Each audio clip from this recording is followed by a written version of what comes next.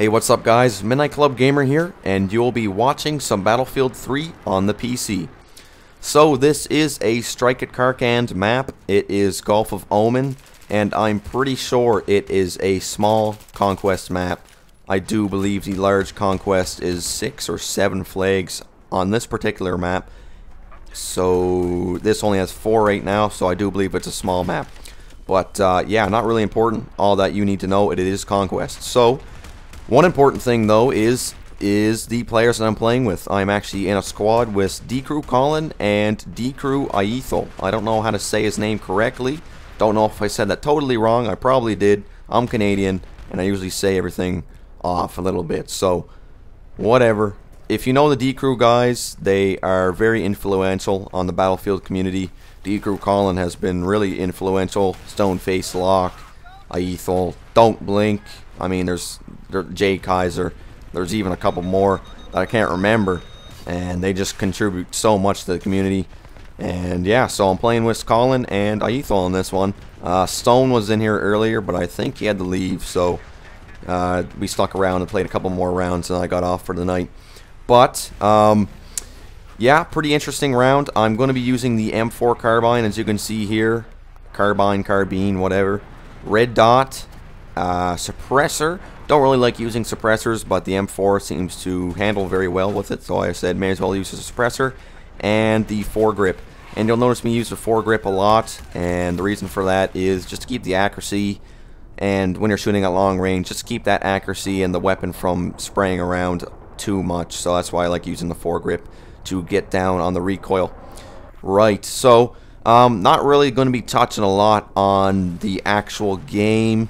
I'm going to touch a little bit on it, a little bit of Conquest tactics there, but I just started my second semester in school. It's a little bit more academically challenging than the first one, so it's going to be a little bit harder. I'm going to have a lot more homework than the usual, so I'm going to be working more in the school area in this semester, so I'm not sure if that'll affect video production.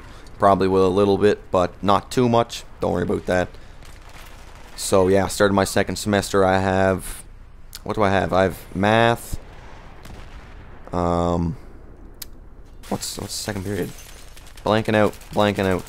Math, graphic design, business and organization, AutoCAD, computer drafting, and something else. I can't remember what it is.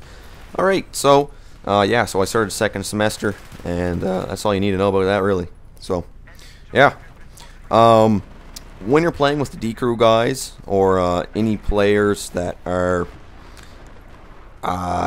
widely known, you'll have a lot of people join in the game like I did, and usually those players that join in the game watch their videos, etc., so they do know the strategy fairly well. So when I'm playing with the DCRU guys, it's always a very interesting game to play.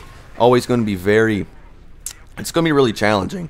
So everybody that you're usually playing with know what they're doing, especially the enemy team as well. So you won't do as well as you would in a normal public room. Obviously this is a normal public room, but there's a lot of people that know each other. So a lot of people in squads and a lot of teamwork going on. So it's going to be very, very tactical and a lot more challenging to have a good round. So not necessarily bad. It's nice joining these guys because you can increase your skill and whatever if you want to do that. So that's nice when joining rounds like this. And one tactic strategy here, with maps that allow a lot of aircraft, a lot of air superiority, it's not a good idea to bring a tank out through the desert like me and Colin are doing here. And as you can see, we got ripped up pretty badly from an attack chopper. I do believe that was a chopper. And yeah, so when you're on wide maps like this, in my last video when I talked about tanks, I said to stay in open areas near buildings and stuff. This is going to be the reverse. So if you're on maps like, for example, Caspian Border, where there's a lot of airplanes, a lot of helicopters, get up against walls and buildings and get in tree cover and stuff, just so you're not out in the open as much as you would be when you're out in the open like me and Colin just were there. I got lucky. I bailed out before the tank blew up. Colin didn't make it as far. I was going to go to repair him, but choppers just really kill tanks really fast, so I just had no time. So as you can see here, PTFOing like a boss, and you usually do that when you're in a strong squad and a strong team. So, I mean, we were capturing flags left, right, and center, and the team really didn't have much to do because a lot of them were in the air. As you see there, I got killed by a attack chopper that just killed us. So, yeah, that's basically wrapping it up there. As you can see, we have it 4-capped here now, so, you know, not really a difficult, challenging round like I was talking about earlier. We just sometimes you just get in the groove, and the enemies just can't get out of it. So we got lucky on this one. The teams were actually fighting pretty hard throughout each matches. So this one, I guess people just, I don't know, fell apart or something, didn't like the map.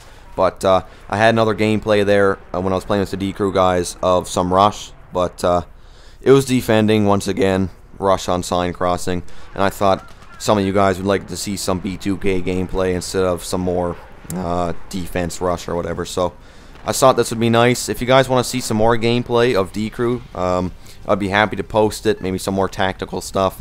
I played a game last night where we were actually, I got put on the other team, so I was against Stoneface, and we actually managed to win the round, which was surprising. I thought we were going to get ran over, but I think they were down a couple of players, so I don't blame them. But if you guys want to see some of that, definitely put down in the comments below what you want to see next. And hopefully you enjoyed the video. If you didn't enjoy me talking, then, you know, whatever, mute me and just watch the gameplay. But, yeah, that'll be it for me, guys. It's been Midnight Club Gamer, and we'll be back soon with the next video. Take it easy.